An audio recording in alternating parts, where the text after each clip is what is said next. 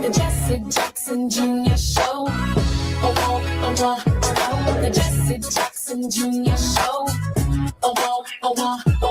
The Jesse Jackson Jr. Show. Come on and talk with me. Come on and listen to me. Come on and talk with me. Come on and listen to me. KBLA, Talk 1580, download the app.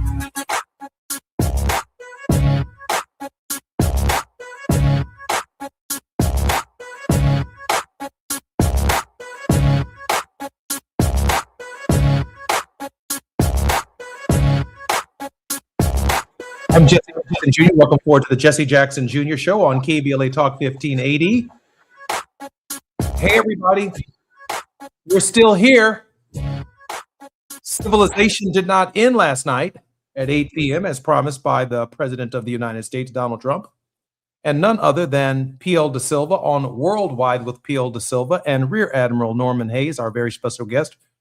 They've got a lot of questions to answer and help guide us through this conversation on why the world did not end last night as promised by Donald John Trump. P.L. De Silva is our regular contributor here on Worldwide with P.L.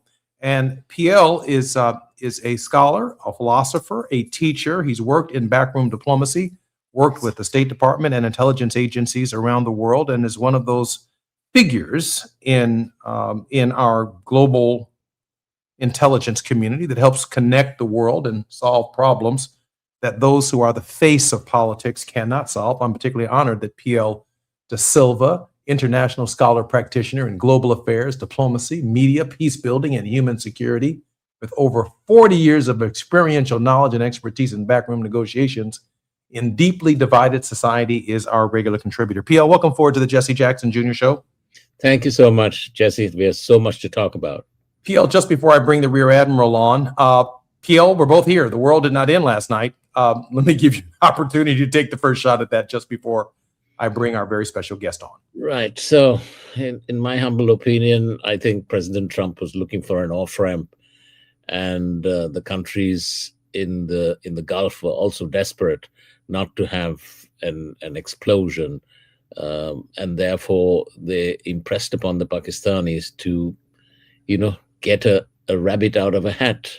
And they just managed to do so just before, but it was never done in good faith. And you can already see the so-called ceasefire is falling apart, with the Israelis launching a very, very heavy bombing attack in Lebanon, all parts of Lebanon, places they haven't bombed before, including the Corniche, which is a kind of a westernized part of Beirut.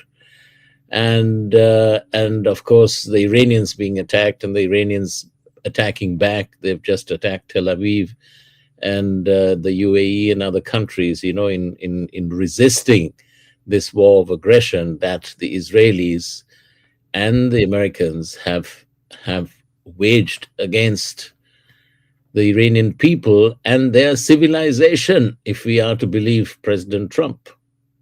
P.L., just to get some clarity, the ceasefire, therefore, is between the United States, or the temporary ceasefire, however long it lasts, for 2 weeks, supposedly, is between the United States and Iran. It is not between other warring parties or neighboring countries, including Israel and Iran, including the activity that's taking place in Lebanon, Iran reserving the right, I assume, to continue its campaign in other Arab countries who are allied with the United States. They are not part of the so-called peace agreement that Donald Trump negotiated, correct? Well, the peace agreement was to a cessation of hostilities, of warring. That includes Israeli aggression in Lebanon. And of course, I would like to add, what they're doing in Gaza, the West Bank, in Syria, all of those places. So the fact of the matter is that it's now fallen apart because the president's very intelligent press secretary has just said, we are tearing it up, the 10 points from Iran. And she just said it. Rear Admiral Norman Hayes is our very special guest, who assumed the position as the Director of Intelligence, United States European Command, Germany, in January of 2010. He had responsibility for all theater intelligence systems, plans, policy, and contingency intelligence activities of U.S. forces in the European theater. A graduate of Indiana University, he initially worked in the private sector for 5 years before being commissioned in August of 1982 as a naval intelligence officer. Rear Admiral Hayes, a man of honor, a man of great distinction. Rear Admiral Hayes, welcome forward to the Jesse Jackson Jr. Show. Thank you for having me today. We've got a lot to talk about. Rear Admiral, we just have about 2.5, maybe 3 minutes before we come forward, which is, of course, our break on the show. Can you share with us your perspective, that which you can share with us from your perspective on what we're looking at and what the reality is on the ground in this particular theater? Well, this is a situation in which the United States and Israel both have not placed themselves in the best possible position. Anytime we come to cessation, whenever that will be, and everybody starts looking at how this whole situation began and what the future outcomes will be, will point a big finger at the United States and at Israel. And that really is the basis of where we are going to go forward from this point on. Israel is not going to be in a good place. They feel like they are, but they aren't. The United States will have lost all credibility with the rest of the world. And whoever comes in, doesn't make any difference whether it's a Republican or a Democrat that comes in after this administration, is going to have a really big broom to sweep up the mess that is going to be left by the Trump bizarro world. I'm Jesse Jackson Jr., listening to the Jesse Jackson Jr. Show on KBLA Talk 1580. We have two prominent scholars, but also practitioners in the area of intelligence who have knowledge of what is taking place in the Middle East. When we come forward, I do have a question for them. The President of the United States put a particular demand on opening the Strait of Hormuz. And in light of what we have already heard from P.L. Da Silva and Rear Admiral Hayes, I'm wondering if the strait is opened or if the deal that was announced last night is now off the table. I'm Jesse Jackson Jr., listening to the Jesse Jackson Jr. Show on KBLA Talk 1580. More when we come forward. It's afternoon drive time with Jesse Jackson Jr. Only on KBLA Talk 1580. Do you have 3 ex-wives and your current trophy wife wants a life insurance policy 3 times the size of the policies you had to purchase for your previous mistakes? If so, you need to call Big Lou at Term Provider, 800-345-2789. Big Lou is intimately familiar with your problems, and if you're 50 or 60 years old and in reasonably good health, a $1 million policy should only cost about $100 to $200 per month. Big Lou may have a solution for your previous policies as well. You may even save enough money to lighten the load on your new $1 million policy. Remember, call Big Lou. He's like you, except he's only on number 2. Call Term Provider at 800-345-2789. That's 800-345-2789 for $1 million in term life insurance that you can live with. Call Big Lou at 800-345-2789. Did you know about 1 in 3 people with plaque psoriasis may also develop psoriatic arthritis, which causes joint pain, stiffness, and swelling? Does this sound like you? Listen to what it sounds like to be 1,000,000 miles away. Tremfya guselkumab, taken by injection, is a prescription medicine for adults with moderate to severe plaque psoriasis who may benefit from taking injections or pills or phototherapy, and for adults with active psoriatic arthritis. Serious allergic reactions and increased risk of infections and liver problems may occur. Before treatment, your doctor should check you for infections and tuberculosis. Tell your doctor if you have an infection, flu-like symptoms, or if you need a vaccine. Imagine being 1,000,000 miles away. Explore what's possible. Ask your doctor about Tremfya. Visit Tremfya.com or call 1-800-526-7736. Can we just talk? Tavis Smiley. You've heard me say it before, how we talk to one another matters. Earlier this year, we launched our first cohort, and I'm grateful to those who leaned in early and helped to shape the work. Now I'm inviting you to join me for a new live seminar, The Practice of Dialogue, Becoming a More Effective Communicator.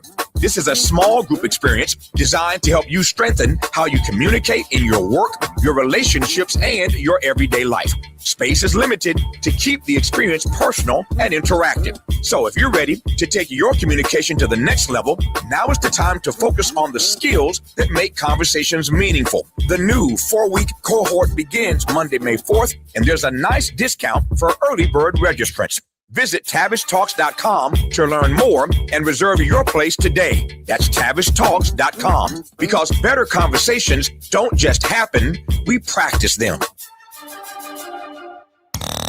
Now back to more of Jesse Jackson Jr. on KBLA Talk 1580. The Jesse Jackson Jr. Show.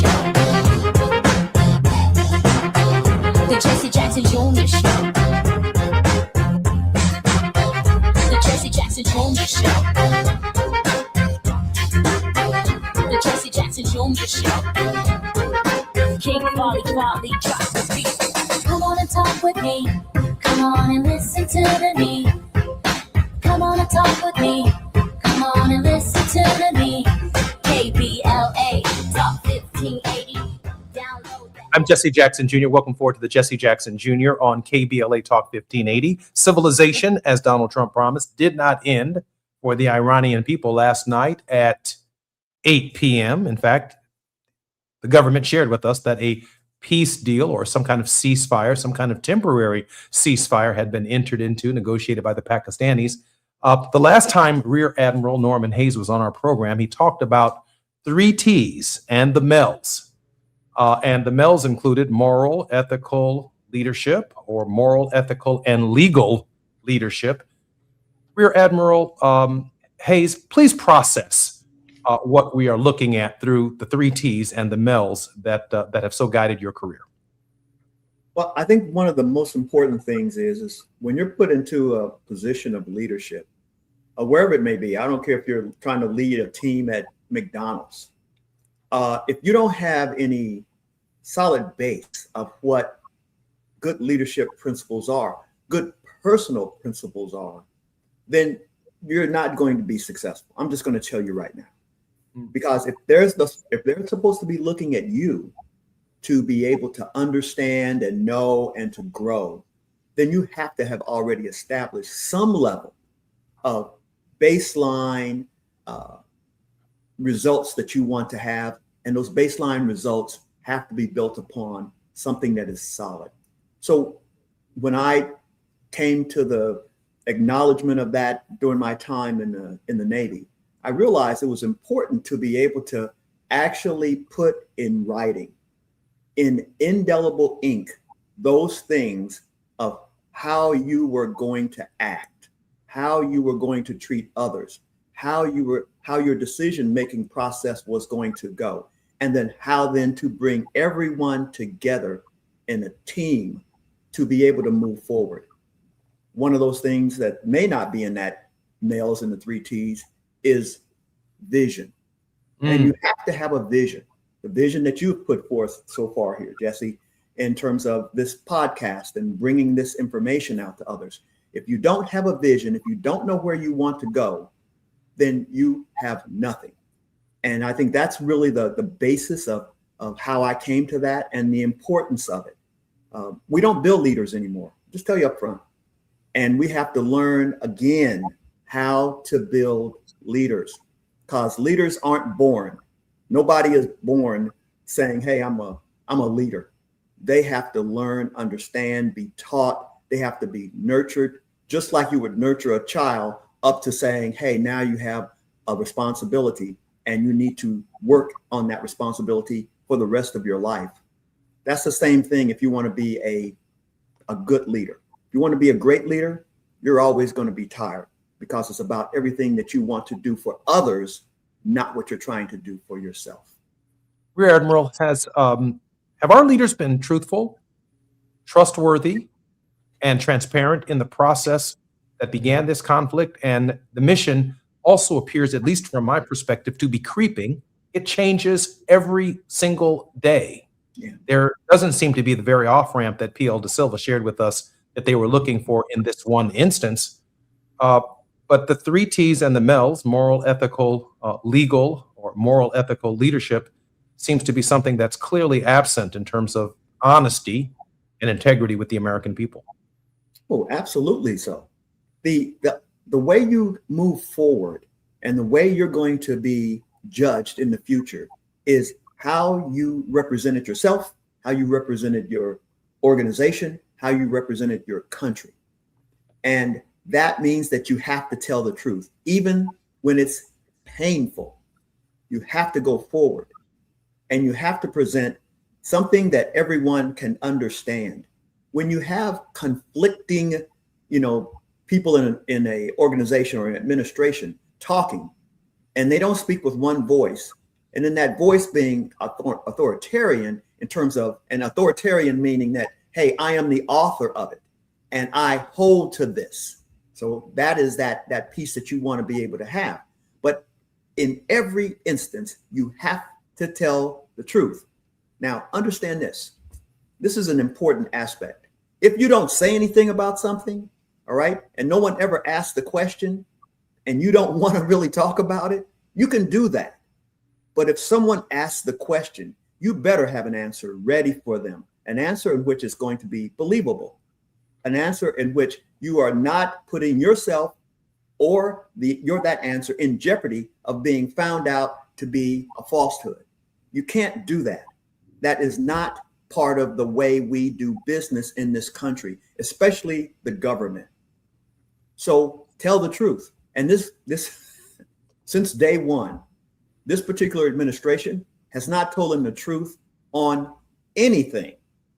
And I mean anything. And the people that are in this administration are not looking out for the United States. They are looking out for themselves, individuals.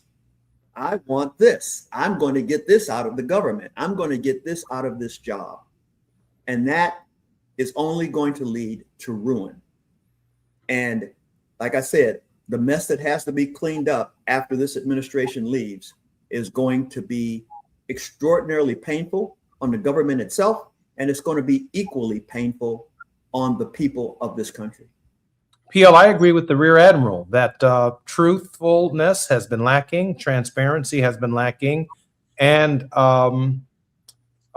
transparency, truth, all the T's are missing, and so are the MELs here. Is there a way out for the United States in light of what we've heard and seen other than the midterms? We need regime change in this country. The Trump administration simply cannot be allowed to continue to destroy this country. They're destroying this country from within and also destroying our alliances across the Atlantic. It's just absolutely terrible. And we are letting down people who have depended on us, like the countries in the Gulf. And we are just batting just only for one country, and that is Israel. And their absurd dream of Eretz Israel, which is greater Israel, which is the root cause of this whole problem. So Netanyahu and his gang of far-right Zionists are the problem. They have dragged the United States into an unwinnable war with a country that is fighting a 21st century war using, missile domination over Israel and US bases and drones, sophisticated drone program, while the United States and Israel is fighting a 20th century World War II type war. And there's such a great mismatch. And there's no way that the United States, which does not have a plan, is ever going to succeed on the battlefield, while the Iranians have a sophisticated plan.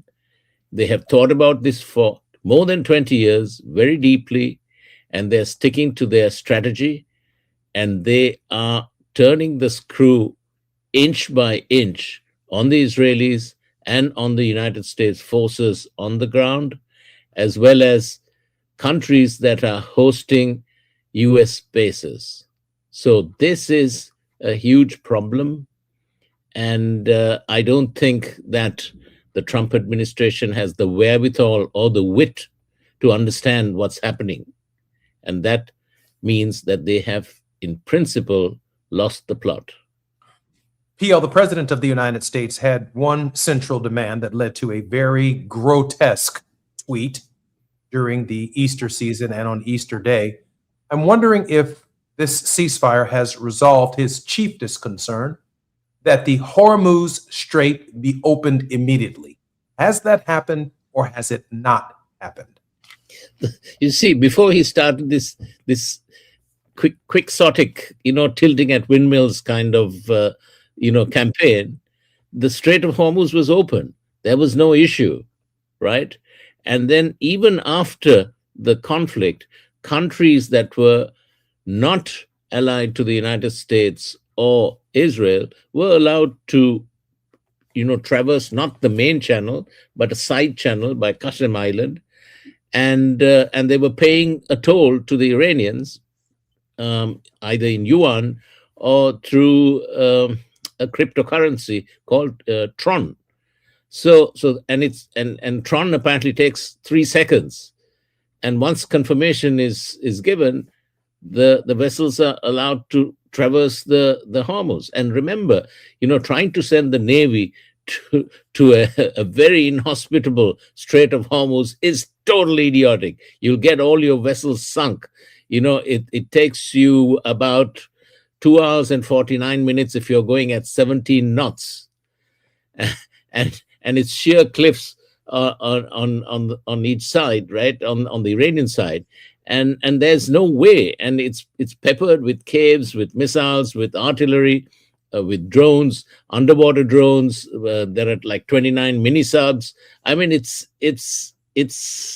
not possible, and this is why the European countries wisely said they're not going to be dragged into this war. That's what Keir Starmer, the Prime Minister of the United Kingdom, said. We are not going to be dragged into this war.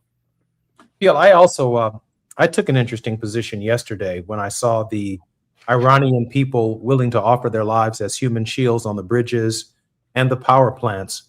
And in that moment, I said to myself that prior to Donald Trump's quixotic engagement in Iran, there was no Iranian Lives Matter movement. One of the reasons the President of the United States might very well have balked is the idea that nonviolence won last night, where the people themselves were willing to risk their lives, even though they may not be supportive of the Iranian regime and its brutality and its history of brutality. They themselves took a stand against any idea that civilian infrastructure and the removal of their power and their basic way of life was the United States and Israel going too far. Do you share that assessment that nonviolence also was responsible for what even we perceive as to be a ceasefire? I think we have misunderstood the Iranian people, even the ones that don't like the theocracy. They are deeply patriotic. And one thing that I have found dealing with Iranians over the years is they are extremely anti-imperialist. If you try to come and shove something down their throats by brute force, they will all coalesce together and fight you. And that's what's happening. General, your assessment as well? Admiral, well, I'm sorry. Not a problem. I'm a general admiral. So what PL is talking about is absolutely correct. What we've done and the problems that we've had, because this is a bigger problem for the United States, is that we assume that other societies are like our society. We assume that others' history is like our history.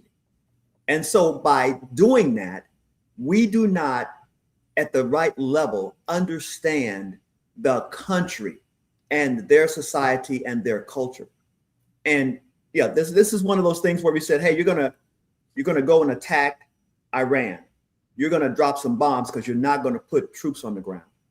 All right. That's just not going to play, because a lot of people will die. And I mean, not only Iranians, but US. It's just not a feasible activity. And I'm sure that he already had gotten that information from the Army and from the Navy and from the Air Force and from the Marine Corps. They all told the president that don't go and do this unless you know what you want to achieve. All right. And it's not for the military to say what they achieve. It is for the president and his staff, the civilians, say what they want to achieve. Anybody know that? Anybody get that? It is only the civilians that talk about that in the government. The military provides a assistance, hey, did you think about this? Hey, that won't work because we don't have enough bombs. That's the kind of conversation that goes on. And until the president says, hey, can you guys put a plan together that will accomplish this? They'll tell him, hey, we'll put a plan together that has the possibility of accomplishing that. All right. But we don't know for sure because you're reaching. And that could cause lots of death and destruction. And yes, you talk about death and destruction because you want to minimize it to the greatest degree possible. And what the government currently is doing, this administration is doing, is not anything like you would want to be able to execute any kind of real plan, because it appears to me there was no plan. I'm Jesse Jackson Jr. You're listening to the Jesse Jackson Jr. Show on KBLA Talk 1580. More with P.L. Da Silva and Rear Admiral Norman Hayes when we come forward. It's afternoon drive time with Jesse Jackson Jr. Only on KBLA Talk 1580.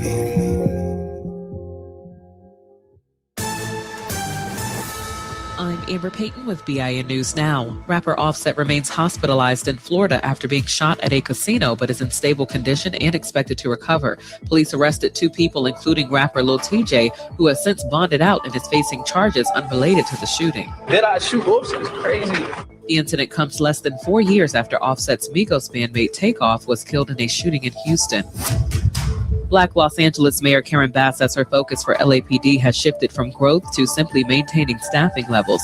The department is at a 23-year low, and with budget constraints, she now aims to stop further declines while continuing recruitment efforts.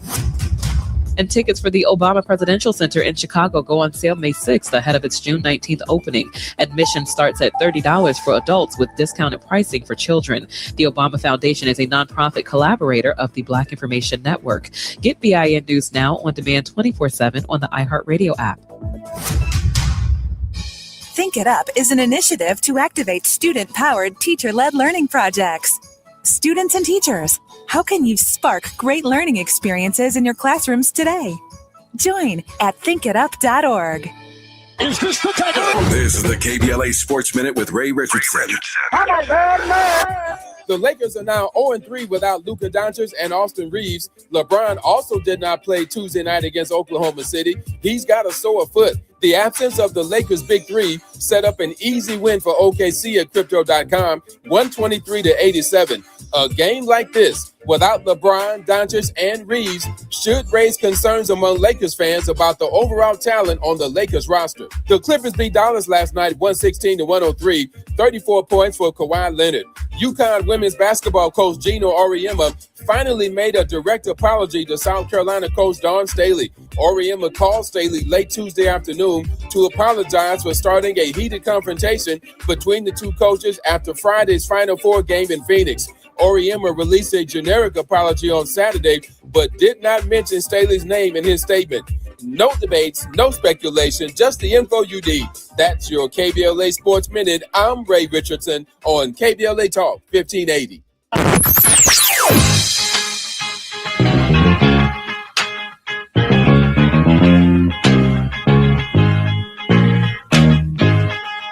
This KBLA Talk 1580. Talk radio. That's music to your ears.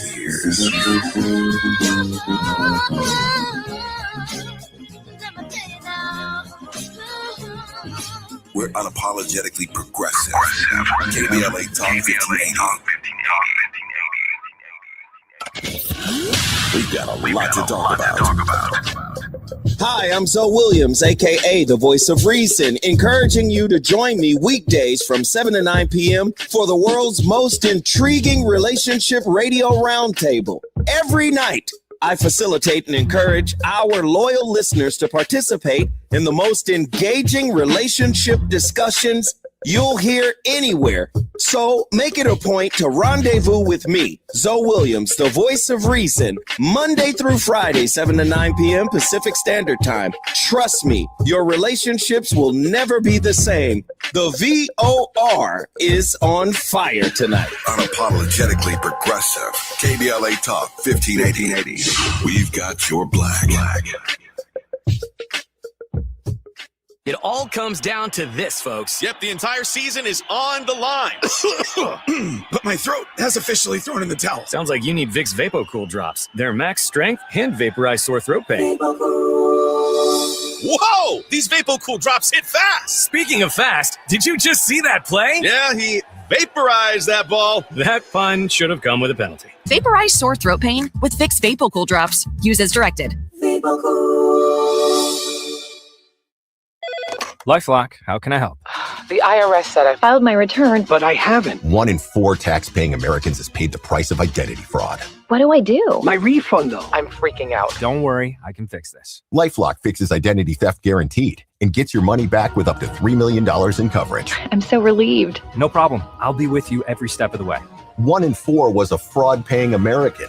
Not anymore. Save up to 40% your first year with promo code NEWS at LifeLock.com. Terms apply. Paid for by government. The 1986 to 2021 United States Silver Eagle, the first ever U.S. silver dollar minted in 99.9% pure silver and is the best-selling coin in the world. These original and historic silver dollars have ceased production forever. They will never be minted again. For a limited time only, full pound bags of original U.S. government-struck silver dollars are being released to the public. You can own a full pound of original U.S. silver dollar coins featuring Lady Liberty and the heraldic eagle, never to be struck again. Guaranteed. Call now to secure original United States Silver Eagles by the pound. The first U.S. silver dollars ever to be struck in 99.9% pure silver. Plus, receive a free bonus, an American Collector's Pack valued at over $40 and free shipping with every order. Call 1-800-560-6468 now to secure your full pound bag of United States Silver Eagle coins before they are gone. That's 1-800-560-6468. You're listening to Jesse Jackson Jr. on KBLA Talk 1580. The Jesse Jackson Jr. Show. The Jesse Jackson Jr. Show. The Jesse Jackson Jr. Show. The Jesse Jackson Jr. Show. King Volley, drop the beat.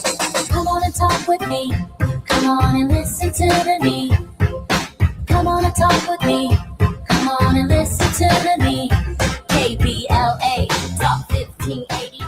Download the app. I'm Jesse Jackson Jr. In the next hour, Reverend Dr. Todd Yeary will be joining us with the politics of our faith, as well as two very interesting individuals I had the great privilege of meeting earlier today on Legislative Day at the North Carolina State Capitol.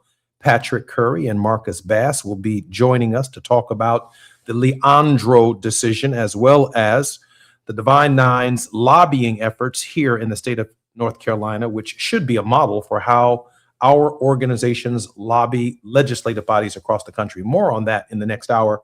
But I do want to reintroduce our guest. P.L. Da Silva has been a regular contributor here on the Jesse Jackson Jr. Show, and he hosts worldwide. His resume, too long to mention, but you've heard it as a regular listener on the Jesse Jackson Jr. Show. His knowledge and history of these matters matters to our interpretation. And our very special guest, Rear Admiral Norman Hayes, who assumed the position as the Director of Intelligence of the United States European Command in Germany in January of 2010. He had the responsibility for all theater intelligence systems, plans, policy, and contingency intelligence activities of the United States forces in the European theater. And that brings me to my next question. Rear Admiral, why have the Europeans balked at entering this conflict with Donald Trump? And I'm very eager to hear your perspective on the hard work that goes on behind the scenes to build the kinds of coalitions, the coalitions of the willing, who see their mutual interests in these conflicts, both including lives and treasury, and the investments to engage in these conflicts, and they make the distinction themselves between what is foolhardy and what is the truth. Rear Admiral, time. No, this is a really interesting question. I'm going to get through this as quickly as I possibly can, but it's not something that is straightforward, and it's 2 sentences long. The idea of convincing another nation to go and do something as hard as attack with ground troops or air troops or naval forces another nation is more difficult than you can imagine. If you haven't set the groundwork for that for years and years and years and for decades, then boy, it's nobody's going to go if they don't see it in their own personal interest. Everything and every decision that a country makes is about their country, right? It's not they're altruistic and they run out there, because most countries aren't like the United States. They don't have the money. They don't have the treasure to be able to do what America has done. And so in that case, they are very skeptical going in to say, yeah, I'm going to go with you. Because when you do that, you're all in. You've said it. You've put your country on the line along with someone else. And you have to have built a very good relationship, short and long term. That's one part that helps. But the part that PL and I were discussing earlier today is, if you aren't the kind of individual that can be able to talk with, to understand how hard this decision is, and to ask someone to come with you, and then what are you going to give in return? Because it's always quid pro quo. I don't care how many different ways you do it, how many ways you cut it, it's quid pro quo. Hey, UK, come and go with us. UK says, I think we can do that. Hey, we've been talking about this thing about us, our military is working closer together, and we're getting some special material. We can make that happen if you go with us. I'm not kidding. That is how these things work. To be able to have someone say, I'm going to take my treasure to help you with your problem.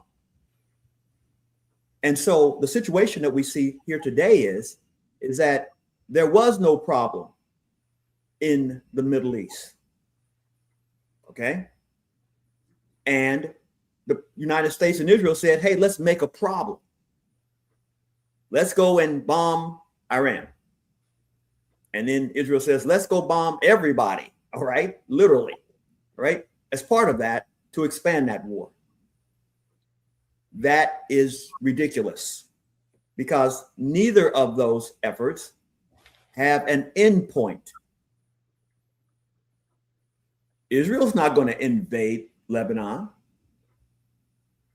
and try to take it over. So they're going to be bombing forever, because Lebanon at some point in time is going to take, revenge on the Israelis for what they've done, which will then cause it to spiral again. The situation with the Palestinians is not done, all right? Because the Palestinians at some point in time in the future will take revenge against the Israelis. And the same thing for Iran. So this is a forever war. No kidding. And you never want to get yourself into a forever war. Israel has just done that.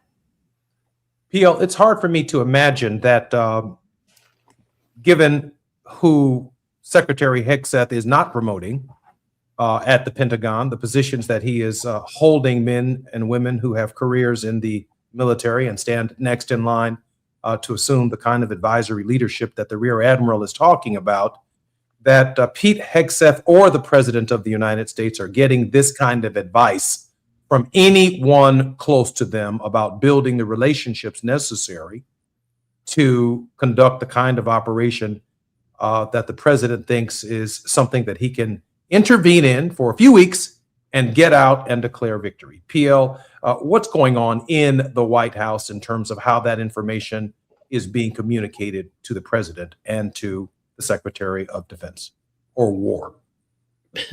Before President Trump betrayed the Iranians and joined the Israelis and attacked Iran, the chairman of the Joint Chiefs of Staff, four-star Air Force General Dan Kane, did inform President Trump, as was his duty, that the United States does not have enough munitions and that the allies would not support an attack on Iran. Trump ignored him, steamrollered over him, and joined Netanyahu in this unlawful, illegal war of aggression against the sovereign UN member state of Iran. And here we are.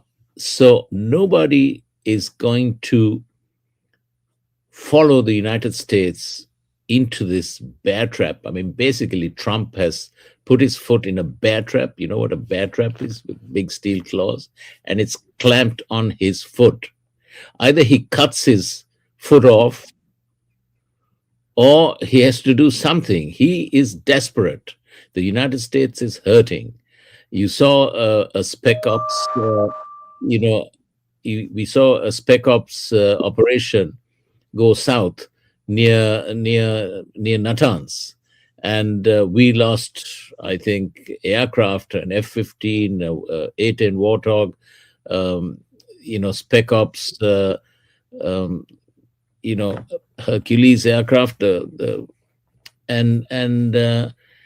and also a Reaper and Little Birds, and I mean it was so terrible. And I think they had deployed the 160th SOAR, the Special Operations Aviation Regiment, and it was a disaster. We lost something like $2 billion worth of aircraft lost, and the Pentagon CENTCOM is not telling us the casualties, whether people got killed or whether they had Band-Aid put on them. Nothing. They're keeping a dead silence. They're trying to follow the Israeli model of a blackout on news, but they owe a duty of responsibility to inform the American people as to the casualties of this monumental,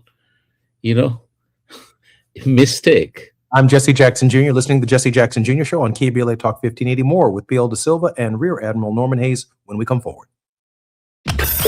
While you're stuck in traffic, we can at least bring you up to speed on the news of the day. You're listening to Jesse Jackson Jr. only on KBLA Talk 1580.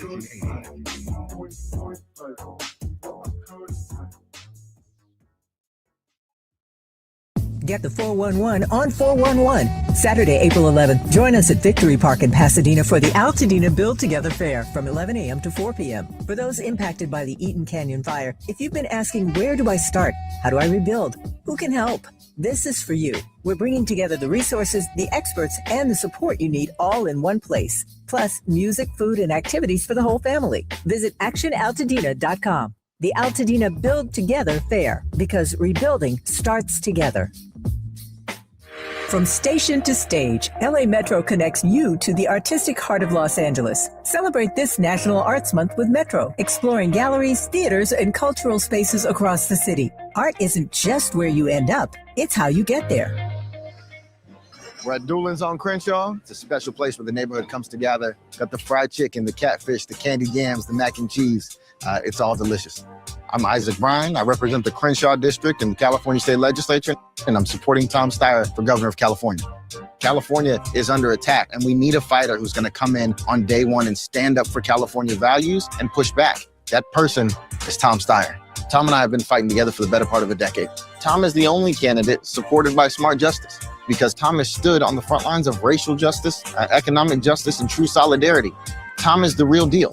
He's the only candidate in the race with a comprehensive plan to make the billionaires and the corporations pay their fair share so we can fund things like universal health care and education. He means what he says, and he does what we need. This is a moment when we've got to fight fire with fire, and I believe that fire is Tom Steyer. Ad paid for by Steyer for Governor 2026. Hey there, Los Angeles. This is James Lucky Jr., publisher and editor of Los Angeles News Observer. Are you hungry for news that matters to you in the African-American communities of Los Angeles? Well, buckle up, because we got the scoop you've been craving. Stay in the know and never miss a beat with our free weekly publications conveniently available near you. Or hop on the digital wave and become an exclusive subscriber at OGNSC.com. Don't forget to join the party on Instagram and Twitter at OGNSCINC for behind-the-scenes access and sizzling updates. No more FOMO. Let's stay informed, connected, and empowered together. KBLA Talk 1580. We've got a lot to talk about. KBLA Talk 1580, connecting you with services and solutions. The midterm elections are upon us. It is voting season once again. Common Cause's motto is fighting for the democracy we deserve. In service of that goal, Common Cause puts its state and national policy expertise, massive network of grassroots supporters, and nonpartisan approach into action to strengthen our democracy against the challenges we face today. They work at every level of government on priorities that impact each of our lives, like defending the right to vote, limiting big money's influence on our elections, holding public officials accountable, and more. Common Cause is a nonpartisan grassroots organization dedicated to upholding the core values of American democracy. They seek to empower all people to make their voices heard in the political process. This election may be the most important one ever. If you'd like to make a donation or volunteer in service to the Constitution, please visit commoncause.org. That's commoncause.org. This is a community call to action from KBLA Talk 1580.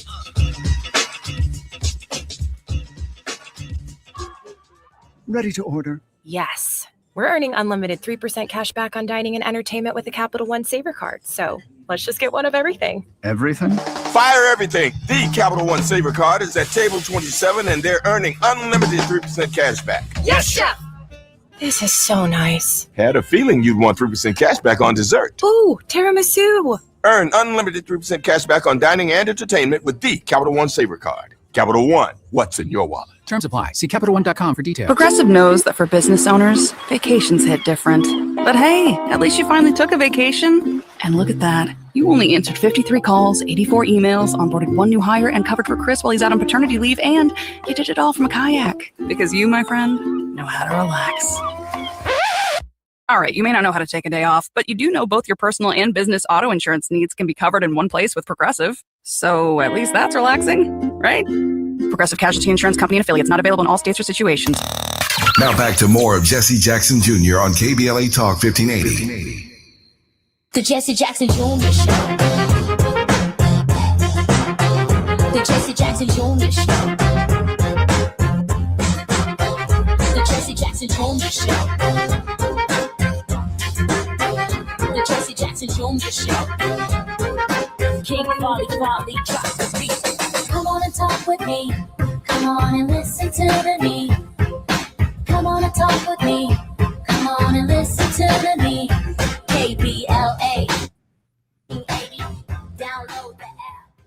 I'm Jesse Jackson Jr. Welcome forward to the Jesse Jackson Jr. Show. In our final segment, our very special guest, Rear Admiral Norman Hayes, retired, joins P.L. Da Silva, our regular contributor, and I'm so grateful that both of them are still here with us. P.L., just before I ask the general a question about the $1.5 trillion military request that the President of the United States is making of the Congress and whether or not it makes us safe, there is some discontent taking place amongst our members of the armed services. 30 flag officers have refused Iran orders, with 12 having been fired, and the Secretary of Army having a pretty big dust-up, if you will, with Secretary Pete Hegseth.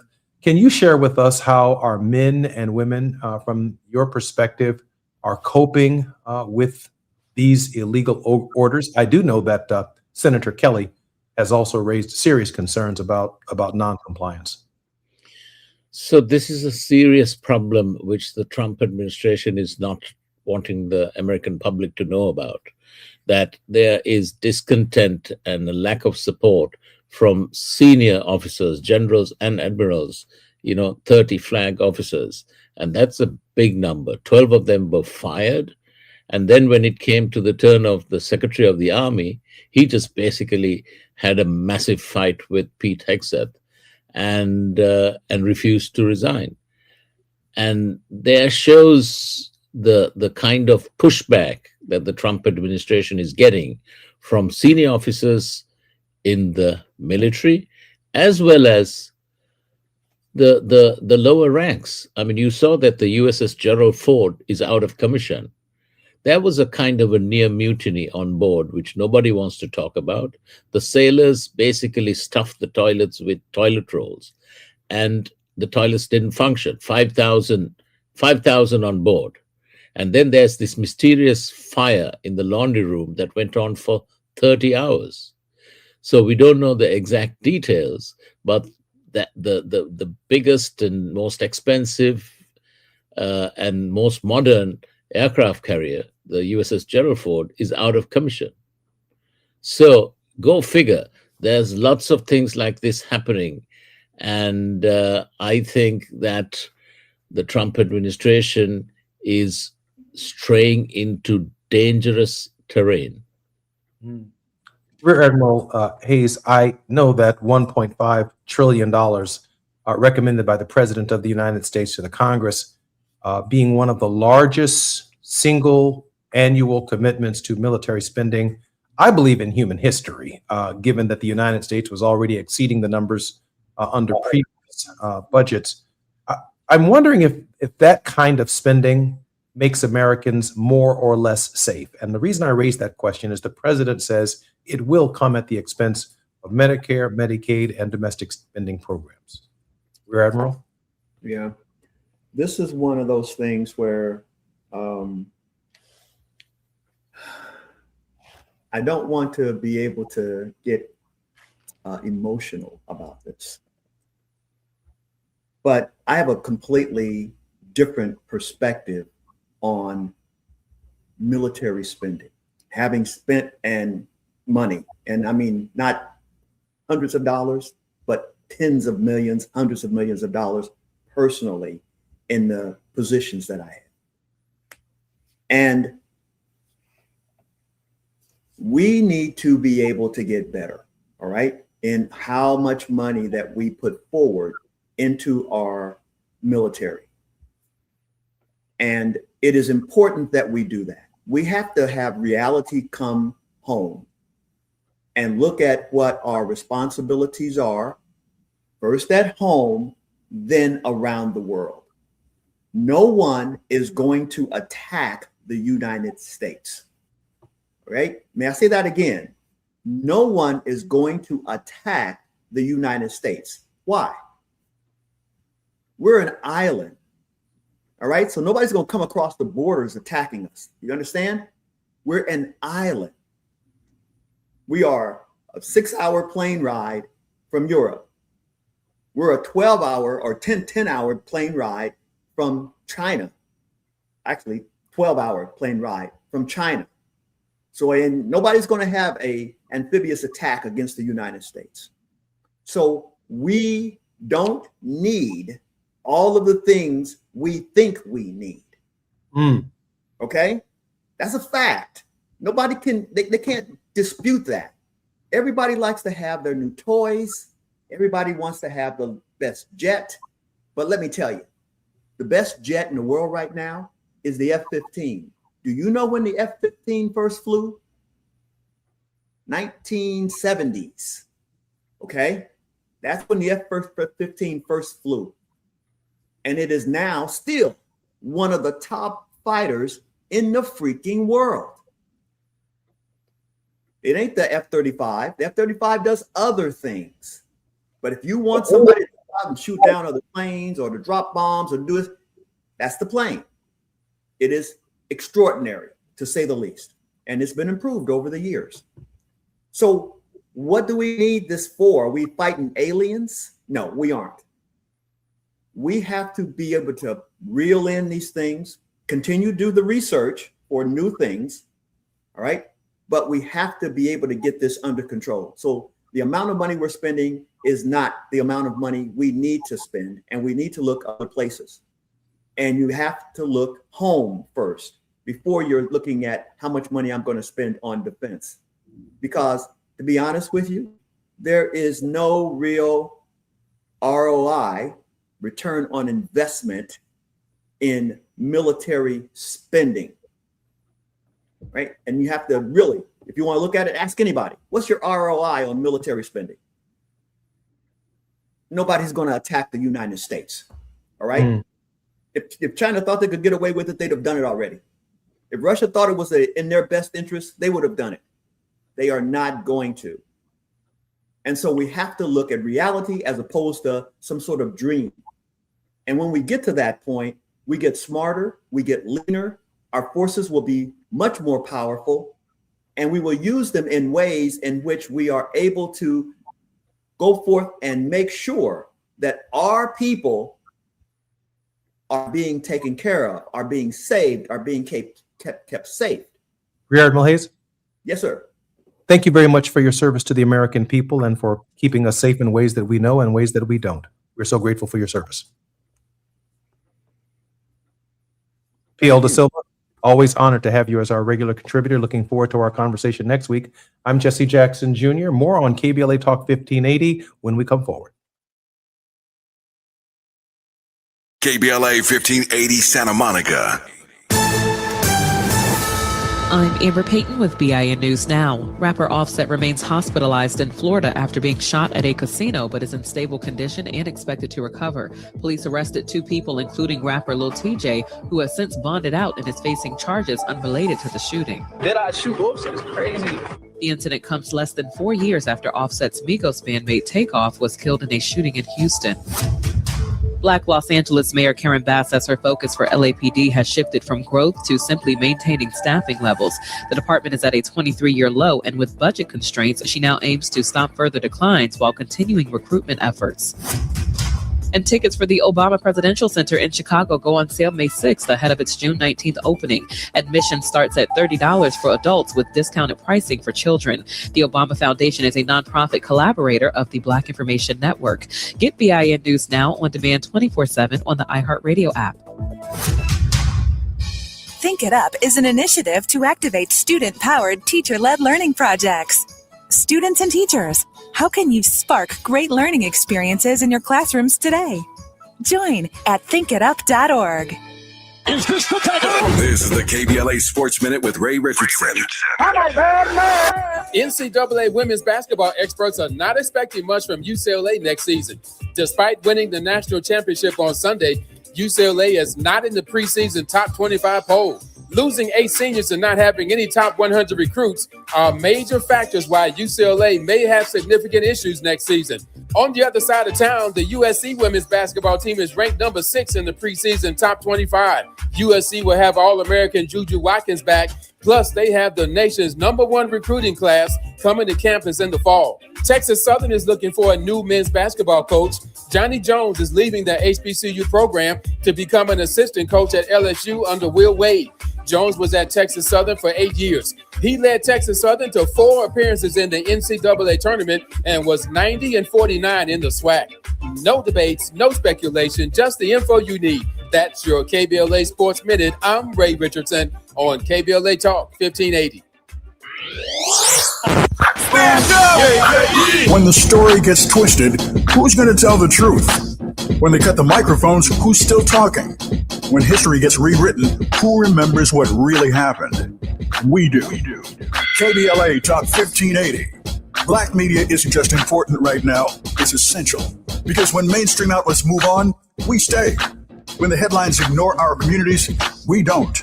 When decisions are being made that affect Black lives in our schools, our neighborhoods, our economy, KBLA is in the room. This is more than radio. This is a lifeline, a record, a rallying cry. Black stories, Black voices, Black power. The heat is on. On the air and in the culture. KBLA Talk 1580. Stay connected. Stay informed. Stay loud.